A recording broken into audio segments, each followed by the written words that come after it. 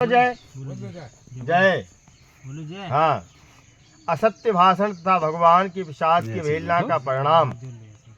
ठीक है, चतुर्थ अध्याय में सूतवाच यात्रां तु कृतवान साधु मंगलायन पूर्विकाम ब्राह्मणेभ्यो धनम दत्ता तदा तु नगरम ययौ।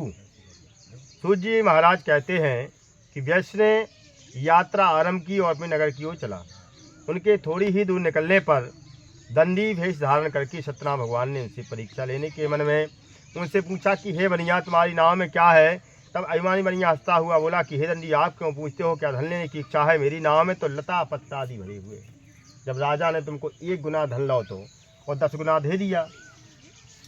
और तो राजा ने क्या सोचा, उस बनिया ने क्या सोचा, बोले जो साधु बनिया वहीं वहीं आ गए, बोले जिसको धन रुपया मांग रहे हो, जो धन देने आए।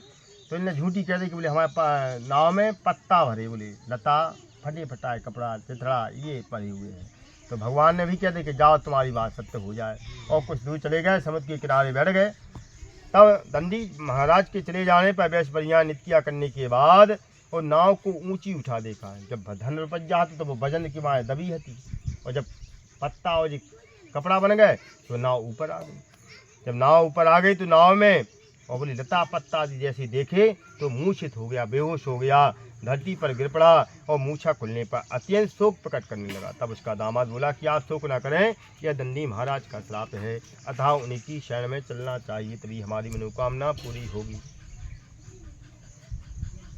दामाद की बात सुनकर के दंडी भगवान के पास पहुंचा, अत्यंत भक्ति भाव से नमस्कार करके बोला कि भगवान, मैंने आपसे असत्य भाषण बोला है और उस अपराध को क्षमा करें। ऐसा कहकर कि वह शोकातुर होकर के रोने लगा। तब दंडी भगवान बोले कि हे बनिए पुत्र, मेरी आज्ञा से तुमने बार बार दुख प्राप्त हुआ है, तुम मेरी पूजा से विमुख हुआ है। तब वह वैश्य ने कहा कि हे भगवान, आपकी माया से मोहित ब्रह्मादि देवता भी आपके रूप को नहीं जानते हैं, तो मैं तो अज्ञानी हूँ, कैसे जान सकता हूँ। आप प्रसन्न होइए, मैं अपनी शक्ति और संपदा के अनुसार मैं आपका पूजन करूँगा। मेरी रक्षा करो, मेरी रक्षा करो और पहले के समान नौका में धन भर दो। उसकी भक्ति की वाणी सुनकर के भगवान जनार्दन प्रसन्न हो गए और उसकी इच्छानुसार वरदान दे करके अंतर ध्यान हो गए। तब उन्होंने वैश्य ने नाव पर आकर देखा कि नाव धन से परिपूर्ण हो गई है। फिर वह विधि विधान से भगवान सत्यनारायण का पूजन कर साथियों सहित अपनी घर की ओर चल लिया।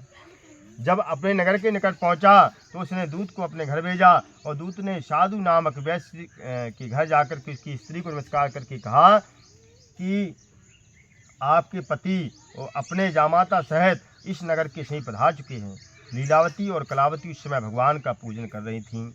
दूत का वचन सुनकर के साधु की पत्नी ने बड़े हर्ष के साथ सत्यनारायण भगवान का पूजन पूर्ण किया और अपनी पुत्री से कहा कि मैं अपने पति के दर्शन को जा रही हूँ और तू पूर्ण कार्य करके शीघ्र ही आ जाना। परंतु कलावती पूजन एवं प्रसाद छोड़ करके अपनी पति के दर्शन के लिए चली गई। अब क्या हुआ कि पूजन एवं प्रसाद का परित्याग करने के कारण भगवान सत्यनारायण रुष्ट हो गए और उनके पति को नाव से जल में डुबो दिया। अब कलावती अपने पति को ना देख करके रोती हुई जमीन पर गिर गईं। इस तरह नौका को डूबा हुआ तथा कन्या को रोता हुआ देख करके साधु दुखित होकर के बोला कि हे प्रभु, मुझसे मेरे परिवार से अज्ञानतावश जो अपराध हुआ है उसे क्षमा करें। उसके ऐसे वचन सुनकर के सदैव भगवान प्रसन्न हो गए। तभी आकाशवाणी हुई कि हे वैश्य, तेरी पुत्री मेरा प्रसाद छोड़कर के आई है, इसलिए इसका पति अदृश्य हो गया है। यदि यह घर जाकर प्रसाद खाकर लौटे तो इसे पति के दर्शन अवश्य हो जाएंगे। आकाशवाणी सुनकर के कलावती ने घर पहुंचकर के प्रसाद खाया और फिर आकर के अपने पति के दर्शन किए। तत्पश्चात साधु ने वैश्य ने वही परिवार सदैव भगवान का विधि पूर्वक पूजन किया तथा संसार के सभी प्रकार सुख भोग करके अंत में मोक्ष को प्राप्त हुआ। ये श्री स्कंदे पुराणे रेवाखंडे श्री सत्यनारायण कथायां चतुर्थोऽध्याय समाप्तः। बोलो सत्यनारायण भगवान की जय।